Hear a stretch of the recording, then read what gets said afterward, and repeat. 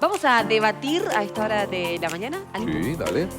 Exactamente, porque tiene que ver con un tema que seguramente quizá te ha pasado a vos o lo has visto de cerca, que tiene que ver con mis hijos ya no quieren ver a su papá. Estamos hablando de esos divorcios controversiales, ¿no? Bien digo, donde los hijos realmente se transforman casi en un botín de guerra, cuando a veces la justicia tiene tiempos que la verdad son demasiado lentos para la situación que tiene por ahí esa expareja, ¿no? Donde los hijos aparecen en esa mitad de la nada y en ese abismo. Y esta es una declaración puntual que hacía también Julieta Prandi, ¿no?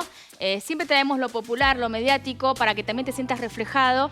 Y esto de que sus hijos ya no quieren ver a su papá. Recordemos que ella tiene una separación muy conflictiva, donde también el tema de la falta de pago de la cuota alimentaria se hace cada vez más presente en sus reclamos. Lo ha hecho vía redes sociales, hace nada, antes de ayer, diciendo esto, ¿no? Que los tiempos de la justicia son demasiado lentos, que no contemplan el tema de los chicos, de cómo sufren, y de esto de que ya el hecho de no querer ver a su papá, o sea, llegar a ese extremo, ¿no?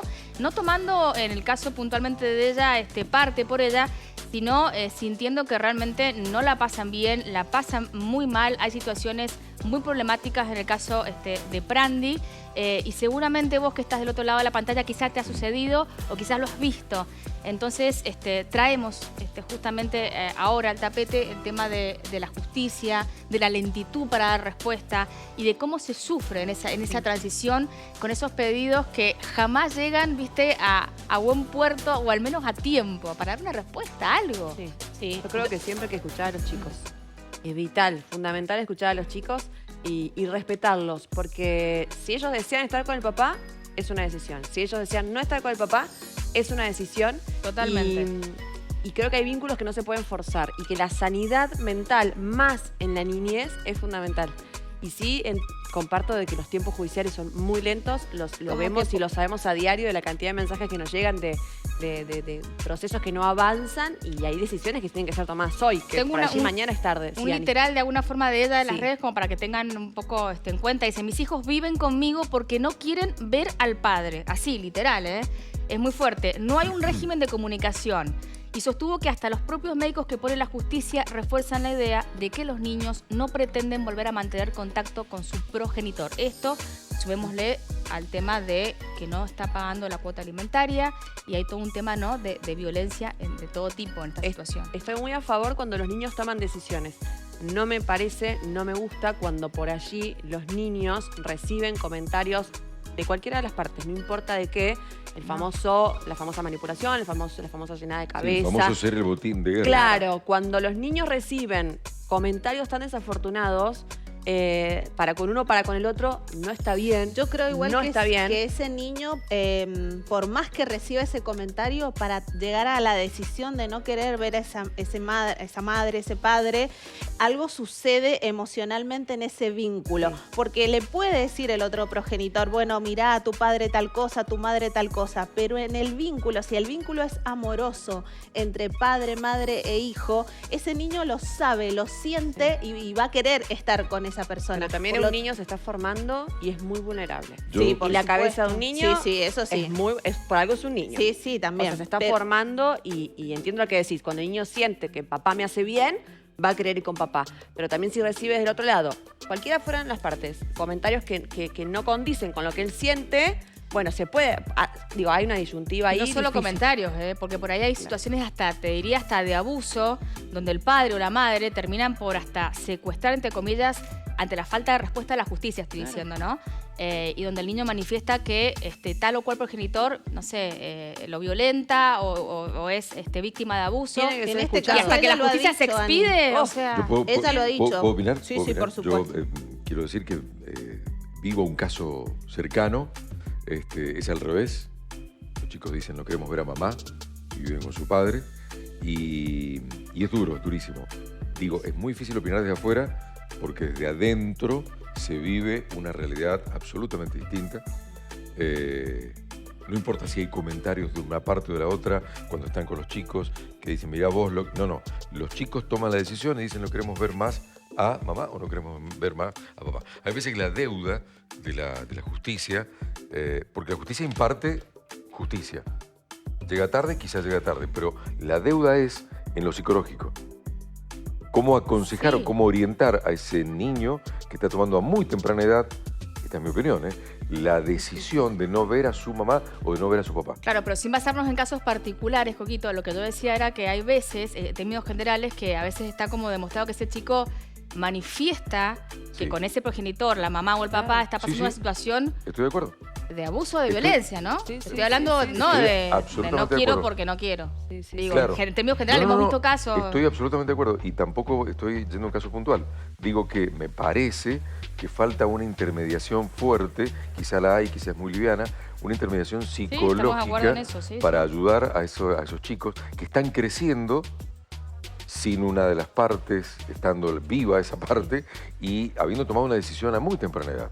Imaginémonos, cualquiera de nosotros, de muy chiquititos, tomando la decisión de no quiero ver más o no quiero vivir más en la casa, pero no la quiero ver más. Es dura. O que te obliguen a verlo. Imagínate muy chiquito que te obliguen a ver, vos decís no quiero, y que la justicia que ha pasado te diga, vas con tu mamá, con tu papá. La justicia tiene que actuar. Y creo, y vamos a redes, no hay que forzar vínculos. Lo digo como hija de padres separados, no hay que forzar vínculos, porque la cabeza de los niños es fundamental, lo que hay que cuidar, y si un niño dice algo hay que escucharlo. O sea, eso creo que es el mensaje. Si un niño dice algo, hay que escucharlo. Por algo lo dice. ¿Vamos a redes? ¿Les parece? Vamos a ver qué dice nuestra gente por el Face. Un tema ciertamente duro, durísimo. Cuando uno decide terminar una relación con hijos de por medio, debe enfrentarse a muchas situaciones. Exacto. Pero ¿qué pasa cuando los hijos no quieren ver al padre? Yo diría también, ¿qué pasa cuando los hijos no quieren ver a la madre? ¿Qué se hace cuando sucede esto en un divorcio conflictivo? Exactamente. ¿Qué pasa? ¿Qué dice la gente? A ver, Sonia, es una situación muy difícil. No siempre es necesario un divorcio conflictivo para que suceda que no quieran verlo. Las malas acciones u omisiones son las que llevan a que suceda. Es importante respetar lo que decían los hijos, no obligar en el momento que lo deciden. No siempre son decisiones finales. Ana, que siempre nos da su mirada, es difícil para los hijos, dice, sobre todo si son pequeños, entender una situación tan difícil como un divorcio. Lo importante es no hablar mal del otro. El tiempo demostrará la realidad para cada uno, respetando también la opinión de los hijos. Qué interesante. Susana Ortiz dice, los hijos son los que más sufren cuando esto pasa y más cuando hay poca voluntad de llegar a acuerdos entre los adultos. A veces hay que aprender a ceder un poquito de cada parte por el bien de los hijos. Ahí está. Jane Vidiela dice, una separación es difícil y más cuando hay hijos en común. Mi separación fue muy conflictiva donde en muchas situaciones mi hijo mayor salió muy lastimado. Como mamá siempre intenté protegerlo, pero nunca le negué al padre, ni mucho menos prohibirle que lo vea. Del lado del padre no sucedió lo mismo. Oportunidad que tenía, la aprovechaba para ponerlo en mi contra, diciendo cosas horribles de mí, dejándolo en situación complicada para su corta edad, donde él no sabía qué hacer. Hoy en día mi hijo no lo quiere, no quiere ni mantiene comunicación con él. Es su decisión y lo respeto. Y claro que, a pesar del paso del tiempo, para el padre soy la culpable de la distancia de nuestro hijo. Wow. Yo esta pregunta se la traslado a ella, porque digo, bueno, ¿por dónde arrancamos, no? ¿Por dónde arrancamos a tratar este tema? Ya vieron, hay un montón de opiniones, un montón de aristas, y vamos a ir a ella, es especialista en el tema, es Mariel Molina de Juan, abogada, especialista en familia, y de verdad, antes de hacerte otra, prefiero hacerte esta. Mariel, ¿por dónde se arranca? Buen día. Hola, buen día. ¿Cómo están? Bueno, gracias por instalar este tema y por tomar también estas experiencias de las famosas que sirven para ayudar también a mucha gente que transita estos problemas. La mayor parte de los procesos que están judicializados vemos que incurren en estos dilemas donde hay que trabajar con los niños y con los padres para ir destrabando estas situaciones. Cuando decís, Mariel, hay que trabajar con los chicos, le quito el potencial y lo pongo en acción concreta. ¿Se trabaja, la justicia permite una intermediación de alguna manera? Hablemos un poquito de cuáles son las reglas respecto del cuidado de los niños y niñas cuando los padres se separan. Sí. Las reglas son claras.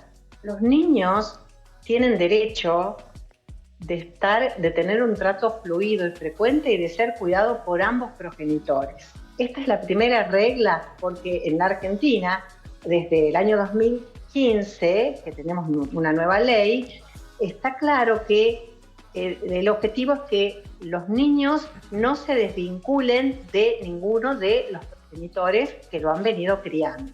Ajá. Está comprobado que el tener un doble vínculo, papá y mamá presentes, o las dos mamás o dos papás, según sean las circunstancias, es lo mejor para los niños como regla general.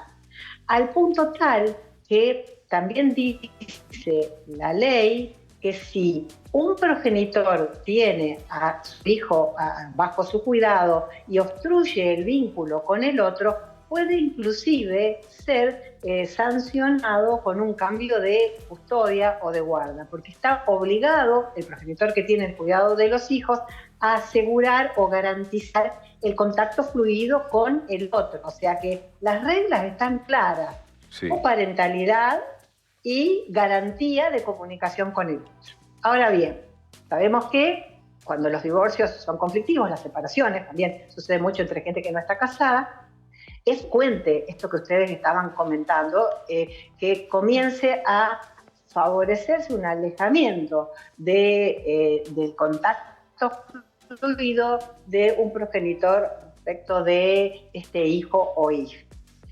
La palabra de los niños y niñas es fundamental.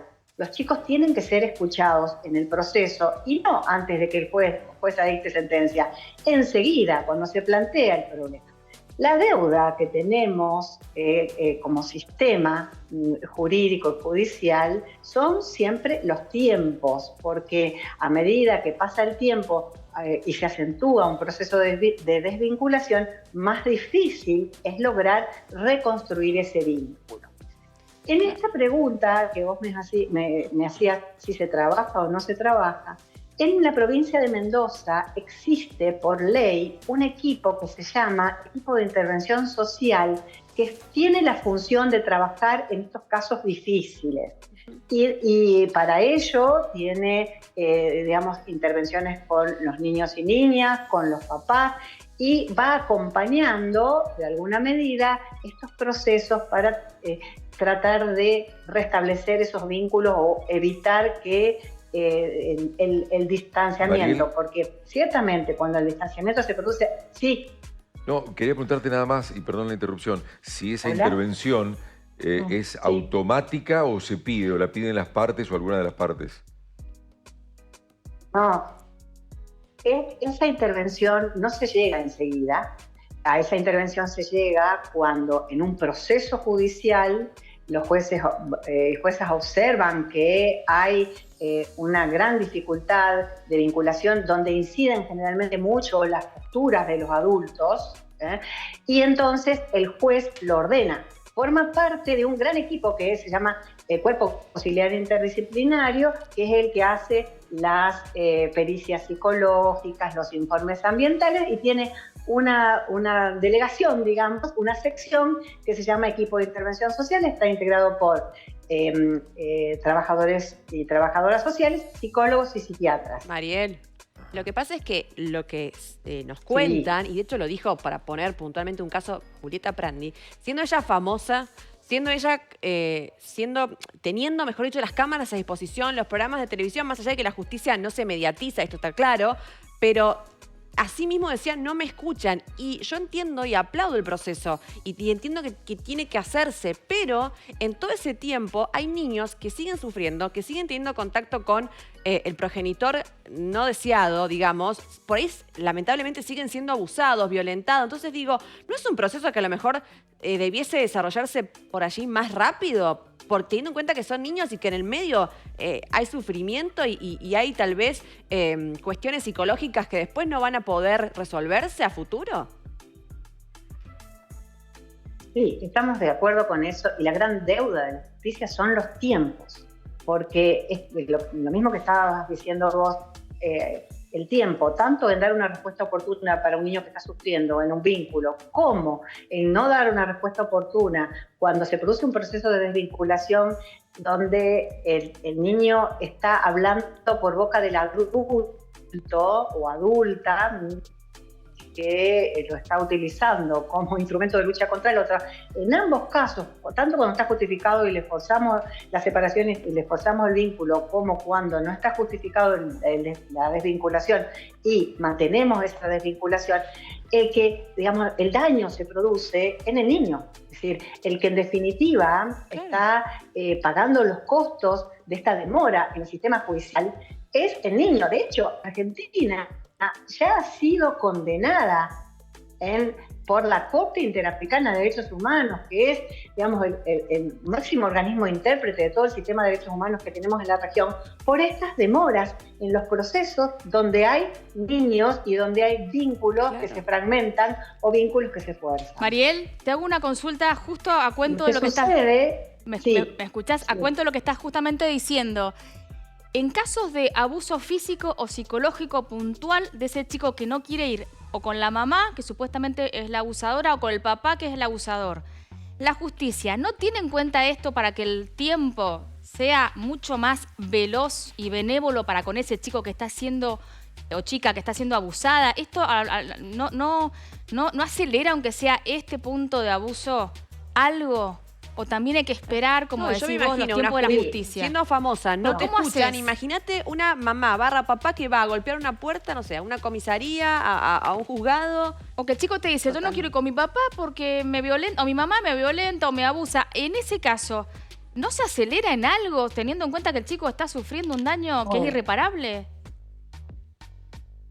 En ese caso, quien debe intervenir es un sistema, digamos, es el organismo de protección de los niños, niñas y adolescentes, primero, que es lo que nosotros llamamos en la provincia depende de la Dirección de Protección de Niñez. No es el sistema judicial, es el organismo que, digamos, un organismo de carácter administrativo, depende de la provincia, que es quien debe hacer las intervenciones inmediatas y pedir la protección inmediata de este niño y la separación de la familia.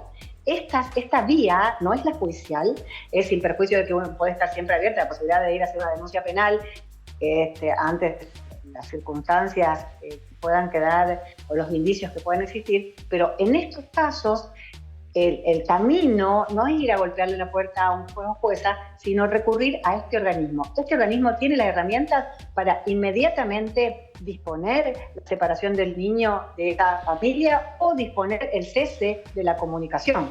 María. O de esta vinculación. Sí. Si te quería preguntar, recién decías que el niño podía hablar en boca del adulto. Esto dijiste recién, ¿no?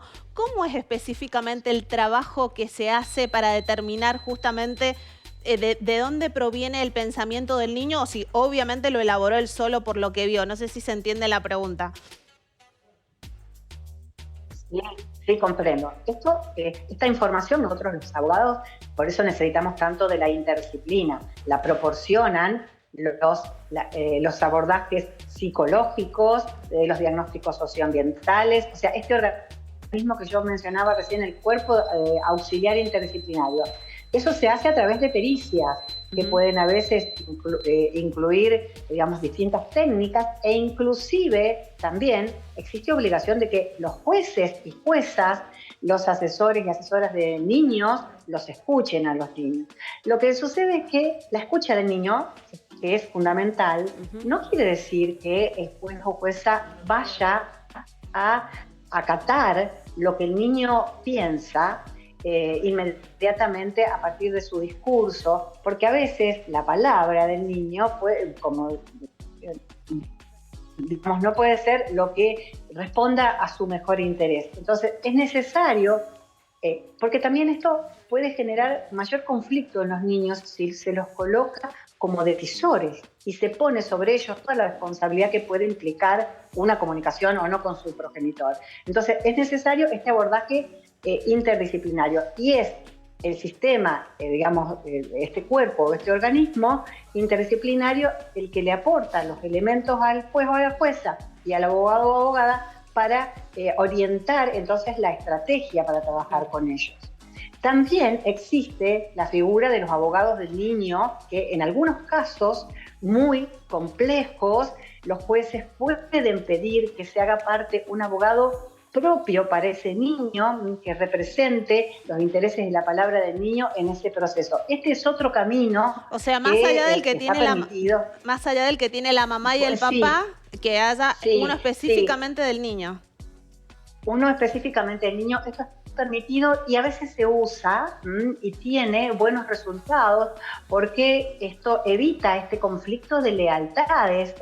Tiene que ser, por supuesto, un abogado independiente, no puede ser designado por la mamá o por el papá, y generalmente lo designan o a pedido de la asesora o de los jueces. Nosotros en Mendoza tenemos un registro de abogados del niño que cuando en aquellos casos que así lo ameritan o han sido designados por el tribunal, se va a sorteo y se establece, entonces se permite esta intervención del niño con su propio abogado para poder manifestar expresamente y tener una defensa técnica propia.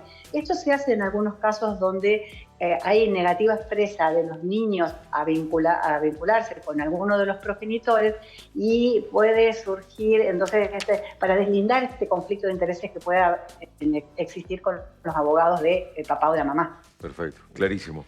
Mariel, gracias. Siempre es un gusto poder charlar estos temas con vos. Gracias. Bueno, un placer. Que estés muy bien. Que estés muy bien. Bonita mañana. Gracias.